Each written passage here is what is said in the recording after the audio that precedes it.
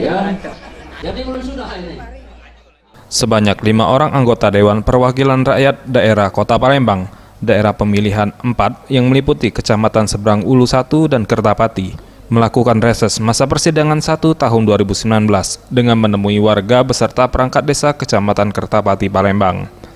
Dalam kegiatan reses yang berlangsung di kantor Lurah Karyajaya ini, para anggota DPRD Kota Palembang yang dipimpin oleh Fauzi Ahmad langsung menemui para ketua RT RW serta tokoh masyarakat untuk mendengarkan dan memberikan solusi terkait permasalahan yang ada di tengah masyarakat.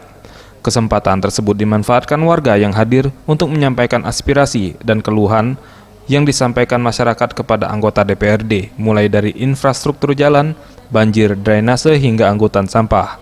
Menanggapi hal tersebut, Fauzi Ahmad selaku Ketua Dapil 4 DPRD Kota Palembang mengatakan, dengan digelarnya kegiatan reses ini, pihaknya pun dapat mengetahui secara langsung apa permasalahan di tengah masyarakat, sehingga bila terjadi kekurangan, maka pihaknya pun akan merespon dan dapat segera ditindaklanjuti melalui organisasi perangkat desa terkait. Tanggapan kami sebagai anggota Dewan 8 orang ini pasti merespon, karena kewajiban kami untuk menyerap, menghimpun pokok-pokok pikiran yang diusulkan oleh masyarakat. Namun kami catat dan kami lapor kepada pimpinan untuk ditindaklanjutin melalui OPD terkait. Itulah tugas kami.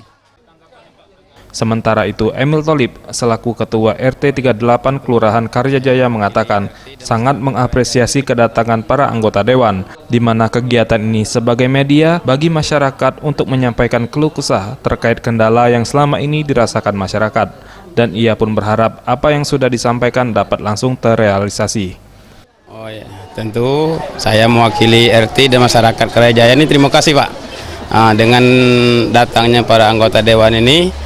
Yang kemarinnya mungkin aspirasi ini cuma lewat proposal Pak, sekarang ini dapat diutarakan langsung bertatap muka.